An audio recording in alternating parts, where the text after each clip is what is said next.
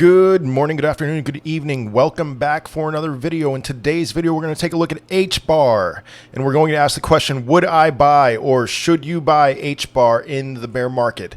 This is installment 36 of 1001. As always, you can see the link to every video in this series in the description of this video. And if you like this content, smash up that like button, subscribe to the channel, and leave a comment in the comment section. But let's go ahead and ask this question. Would I buy HBAR in the bear market? Now, I want to say this before I give a specific answer.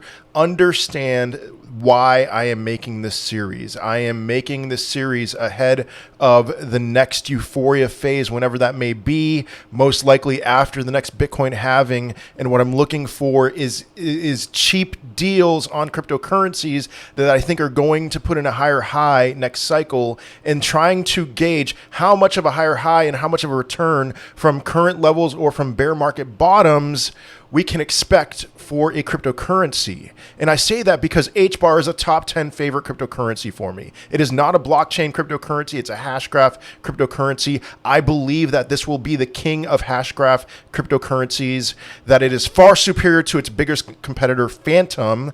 And I believe that HBAR is in a really good place right now, given their corporate backing, given the fact that they have already overcome the inevitable wave of regulation that's coming.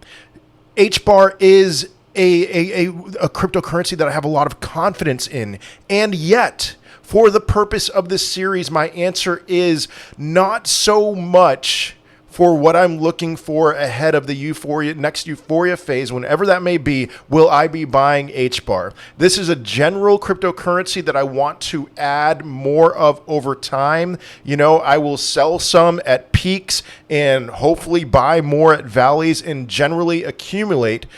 But I will be focusing most of my attention in other areas when it comes to what I'm talking about for the purpose of this series. So let's talk about the why behind that, and then I do want to talk about some specifics with HBAR. And I have lots of information here. I'm really looking forward to diving into this here. But if we look at HBAR, I mean, let me look on Masari.io, one of my favorite websites, a new favorite website now. We can see here, volume's a little low in comparison to other cryptocurrencies, but you know, it peaked at an all-time high of 56 cents on September 15th of 2021. It's currently at 8 cents. Reached a bottom of 6 cents, up about 32.64% from its bottom, down about 86.14. I don't know why I'm saying about. It's down exactly 86.14% from its peak. So that's a good sign. As far as do I think that this is going to put in a higher high next cycle? I do. I don't know. I don't think it's going to be a crazy, like, massive increase of a higher high, and we'll talk about why in a second. But that's not bad, especially, you know, it went down about 90% from its peak to its bottom. I like seeing that for cryptocurrencies that I think are going to put in a higher high. One thing that I'm looking at as I'm looking at this all-time chart here is the total supply, 50 billion, or that's going to be the max supply, but the current circulating supply is 21.08 billion. So we have about 30 billion, 29 billion more HBAR yet to be released. And so I'm trying to think through how inflationary is HBAR. That's going to affect when I'm going to buy it, because I think if it's at 8 cents now and it's very highly inflationary, before that next Euphoria Phase, it might still be pretty close to 8 cents. And so here's the information that I've gotten about HBAR. HBAR does reports as far as their releases are concerned on a quarterly basis. And so for Q3 of 2022, July to August, the plan is to release 893 million, about 900 million HBAR. For Q2 of 2022, it was 768 million HBAR. For Q1, it was 809 million HBAR. So we're seeing somewhere between 3 and 4 billion HBAR released a year, current supply at 21 billion. And so when we're talking about how inflationary that is, as of right now, until it gets to 50 billion, that's pretty inflationary. I mean, 3 billion, current supply is 21 billion. We're looking at what, something, in the teens, 15 to 20% inflationary. That very much makes me want to hold off for now. And if and when I buy this cryptocurrency, I want to be confident that we are about to enter some kind of new euphoria phase after the next Bitcoin halving is in general a good time to think through that. And that level of inflation is really a big reason why I'm thinking that this is not going to put in that much higher of a high next time around. And that's especially true when you consider the fact that as of the last that I checked, the developers own about 4 billion of that supply, and they can sell at any time. And so that's something there's not alarms. Listen, I'm not scared about that. It's more so as far as timing is concerned. I want to buy this at a time when I'm much more convinced that we're going into a new euphoria phase. And as I'm making this video, August 10th of 2022, today is not the day.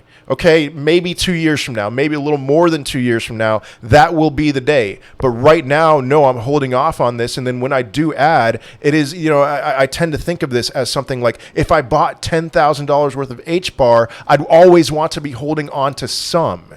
I'd always want to be holding on to some, but I'm never going to own zero HBAR, okay? Because I think long term, especially as that supply gets released and it becomes less inflationary and we get closer to that total supply of 50 billion tokens, which will never be eclipsed, then that's a time that I'm going to be even more bullish on HBAR.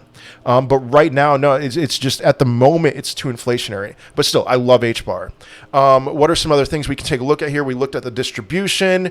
We looked at, this is just something that has me excited about HBAR. Now, this is also something that people use to knock on HBAR. Look at the companies that are partnered. These are the companies that own and govern HBAR. Okay, so we have Google, IBM, Boeing. What else do we have here? So many more. Lots of major players. Ubisoft. You can see it for yourselves. LG. That's quite a vote of confidence. Now, the criticism that we receive, that we hear from this, is that HBAR is not truly decentralized. And yeah, not every cryptocurrency has to be truly decentralized, and not every cryptocurrency has the benefits of governing it. In HBAR, you and I at the moment cannot govern HBAR. That's going to change one day, but as of right now, that's not the case. And you know what? I am fine with that as far as just generally owning and hoping to make a profit off of HBAR. A couple other things here. We're looking at the cryptocurrency in comparison to Bitcoin and Ethereum. Now, here's a point of contention with HBAR. They claim 10,000 transactions per second. They actually claim more than that. They claim that they can do really over like 100,000 to 250,000, but they currently, as of right now, throttle it at 10,000 transactions per second. But if you were to look at Masari.io, and there's data here about their transactions per second, and in actuality, the amount of transactions per second that are done right now is mostly just because there's a lack of demand. It's under 100, but they claim to be capable of doing 10,000 transactions per second, which is pretty much in line with a lot of other cryptocurrencies. But the peak that I've seen is about 100,000. Like Ethereum, when ETH 2.0 was launched, they're claiming that they'll be able to do 100,000 transactions per second. But HBAR, what they're saying at full capacity, when they're not throttling it, it's between 100,000 and 250,000 transactions per second. A couple other things that they do to compare it to Bitcoin.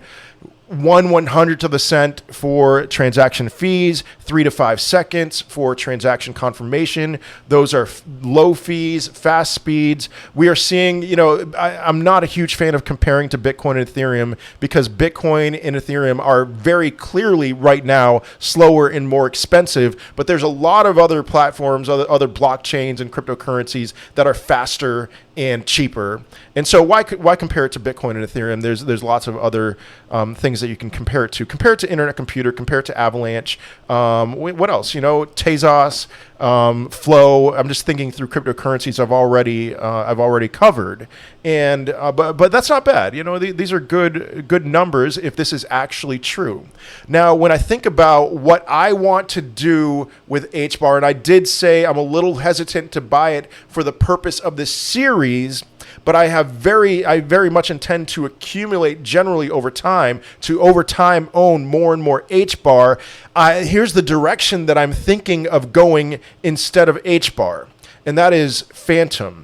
Now, I already said that Phantom, I believe HBAR is superior to Phantom. I will fully admit that. I believe HBAR is superior to Phantom. Phantom, it seems like just copied and pasted HBAR's technology and was like, hey, check us out. We got a cool name. Let's do this. And what they did is they marketed a lot more than HBAR has. Now, HBAR, they have all these huge companies, but when it comes to marketing, they're kind of low key right now. But Phantom did a ton of marketing, and look at what you could have gotten, the kind of return you could have gotten with Phantom in comparison to HBAR. So we're looking at 2 cents in December of 2020, which I affectionately call throw a dart at a dartboard and you'll win season. In other words, if you bought a cryptocurrency in December of 2020, chances are even today, after all this craziness, you are up pretty dramatically. And Phantom, for sure, is one of those cryptocurrencies. It peaked around, in January of 2022. I didn't actually realize that. So it peaked pretty late, got up to $3.30. Okay,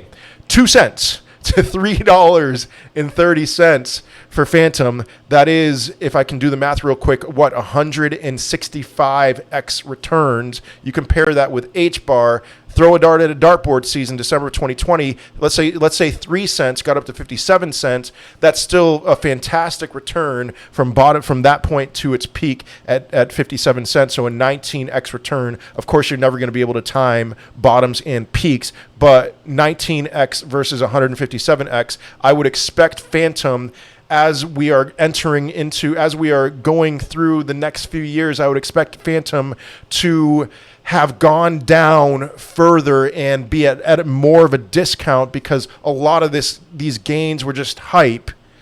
And then next time around, whether or not it puts in a higher high, I think that the potential from bottom to top will be better for Phantom than it will be for HBAR. And so again, the comparison here, I always want to be owning some HBAR. For Phantom, it's more of, I hate to say it like this, more of a pump and dump.